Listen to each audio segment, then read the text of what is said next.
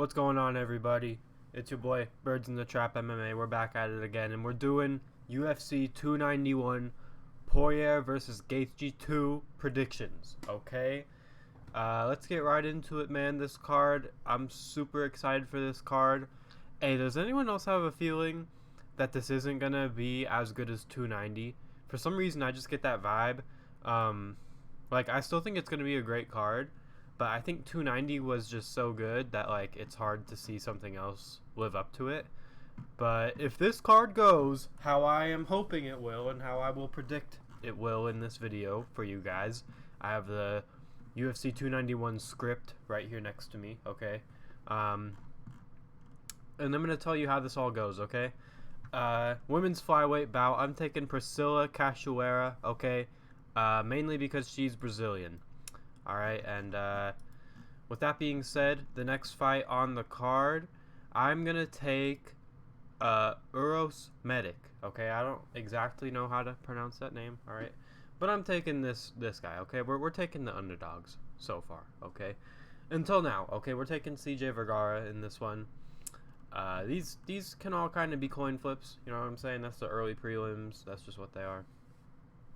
This fight, Jake Matthews versus Darius Flowers. I'm taking Jake Matthews just because I feel like I've heard that name before. Okay, some super knowledgeable picks. Okay, never take my advice for betting, guys. I'm just doing this for fun. Next up, we're gonna take Roman Kopylov in this middleweight bout against Claudio Ribeiro.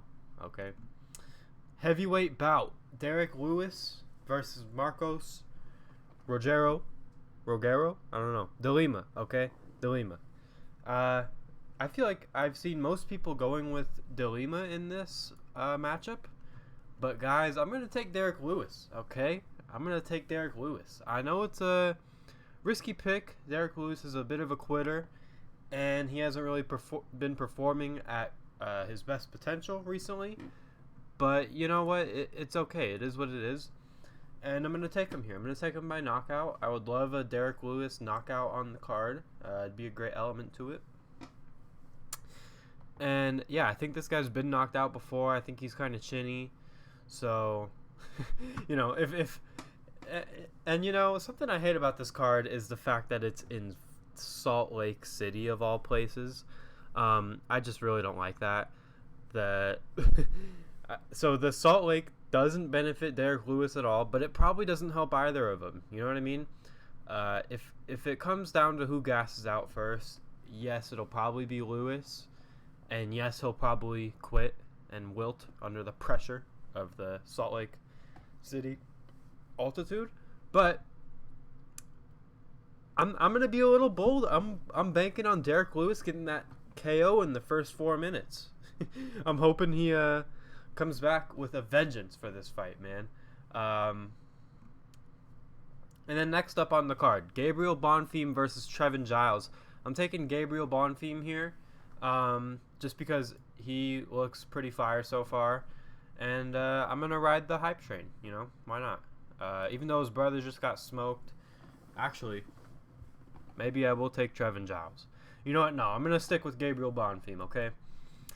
And then next up, starting on the main card, okay, one of the best main cards of the year, Michael Chiesa versus Kevin Holland. Guys, I'm taking Kevin Holland by round 2 knockout, which is exactly how I predicted Kevin Holland to win his last fight. And it happened. Not in the second round, it ended up being the third. But I think Chiesa's too slow on the feet. He's been inactive. He's getting older. I think all of that doesn't help him. He's coming off of a loss, too, at that. Actually, when was Michael Chiesa's last fight? 2021. Man, it's been a while. And he hasn't won since... It's been about 2.5 years since he's won. So, you know what I mean? I think he's just a little too old and washed up for my man Kevin Holland. I think he'll pull through and get the knockout. And honestly, I think he's probably even safe on the ground, too. I don't think Kevin Holland is a fish out of water on the ground. I think he can hold his own. And, unless Chiesa comes back with some crazy old man strength, I think this is Holland's fight. Tony Ferguson versus Bobby Green. Guys, I I don't know how to feel about this fight. I don't like it at all. I'm gonna pick Tony Ferguson. Okay, I'm gonna do it. I know that Tony is on quite the skid right now. If anyone somehow doesn't know, he is on a 5-fight losing streak. It breaks my heart to say that. This guy was once on top of the world. I consider him a lightweight champion. You know, he never got the chance to unify his interim belt. But I fuck with Tony Ferguson, man. And he's been going through a lot in his life recently. You know, he got a DUI a few months ago. I don't know how he's doing this fight. But, you know, I think, like, he looked like shit in his last fight against Nate Diaz.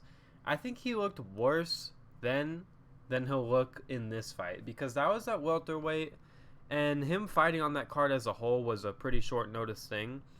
But this fight, they've announced this fight. It's been like 2+ months, you know what I mean? So I think Tony Ferguson will look better than he did in the Nate Diaz fight. And man, I'm willing to say, if Tony Ferguson looks like he did against Michael Chandler in the first round, shit, man, we might be looking at a Tony Ferguson win.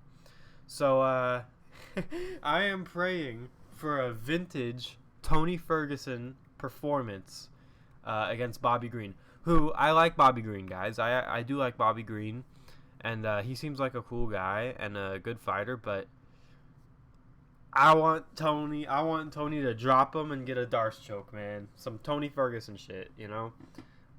Something like that I would love to see.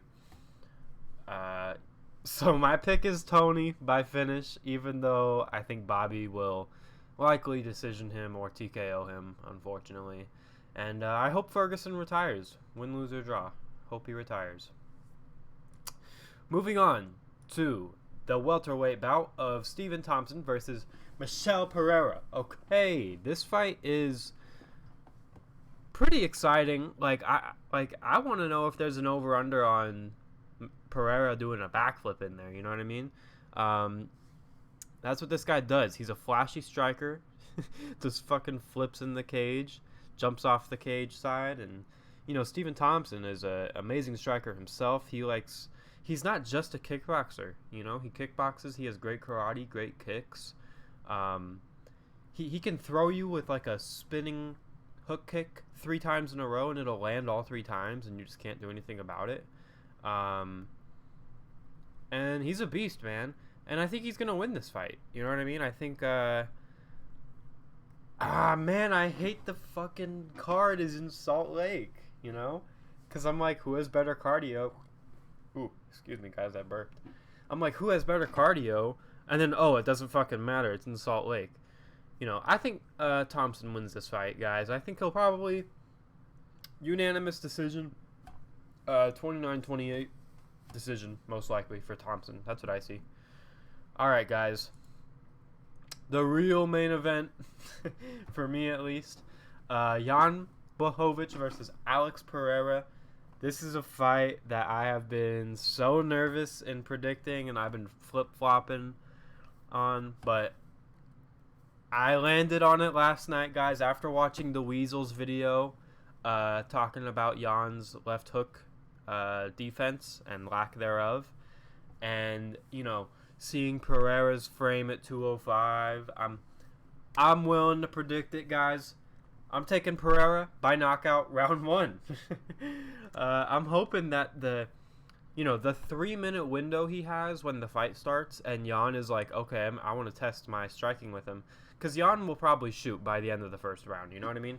But that 3-4 minute window he has to strike with Jan, I hope he gets him out of there then. And I think he will. And I'm sure Glover has given him the blueprint for this fight, and I am sure that they have a solid game plan for this dude. With that being said, Jan Bohovich also probably has a really good game plan with the dude, but like I said, I'm banking on Pereira catching him while he's testing his striking. Jan can win this fight. It depends on how Jan wants to win this fight. If he wants to go in there and stink it up and you know, just kind of make the fight a shit fest with the wrestling and make it boring as hell. He could, and he'd win. But on the feet, I think anyone against Pereira is a dead man. So, yeah, I'm taking Pereira by knockout. Earlier the better. And then fight Yuri. Okay, that's what I like. Alright, guys. The main event, the BMF title bout, which I don't really care about. Dustin Poirier versus Justin Gaethje. This is another fight where I've been flip-flopping all over the place, guys. The altitude favors Gaethje. Who's gotten better since their first fight? Gaethje. Who is, you know, a little more technically sound at this point in their career? Gaethje. But who has the deeper striking arsenal? Dustin. Who has the deeper dog in them? I think it's Dustin. The cardio worries me. If this fight was in Las Vegas, I think it's Dustin Poirier, clear as day. But the fight is not in Las Vegas. So my pick is Dustin Poirier, late rounds, TKO, 4 or 5. I think he is going to get it done. I think he's going to out-grit and out-tough Justin Gaethje. Even though, you know, Gaethje appears to be more motivated in his career, I think they're going to get into a scrap. And I think ultimately he's going to result to that old brawler style that he has. And I think he's going to find himself on the wrong end of a TKO. And I honestly don't think Justin Gaethje is all that. You know, his UFC record is 7-4. You know, he's lost his championship bouts. He shits the bed in his championship bouts. He doesn't just lose them. Charles Oliveira sends him flying across the octagon. And, you know, Khabib just puts a pace on him, chokes him out in the second round. Dustin isn't any better, but Dustin has way better wins. He has a way deeper UFC record. And just overall more experience, man. Like, I just don't, like, yes, Gaethje's good, but I don't see him as this crazy violent problem that everyone else sees, that Joe Rogan says, you know. He's in a sport amongst violence, he's the most violent. Like, I don't see it, guys. I see a brawler who's getting a little better technically, but loses in the big moments, loses when he's the main event. You know, he's the main event here. He's probably going to crap his pants. He hasn't knocked anyone out. Jeez, when was Justin Gaethje's last knockout? Donald Cerrone? 2019? 4 fucking years? Is that true? Rafael Fiziev was a decision, right? And then lost to Oliveira, beat Chandler by decision, lost to Khabib, standing TKO'd Tony, and then, wow, man, Justin Gaethje has not had a TKO since Cerrone. That is insane. Dustin Poirier is winning this fight, guys. Later rounds TKO. Y'all have a good day. This has been my UFC 291 predictions. I hope it all goes this way. Actually, it will all go this way, guys. I read the script out for you. So, yeah, I hope you guys have a good day. And I'll drop a few more videos this week about UFC 291 because this shit is so fire. And, yeah, bye.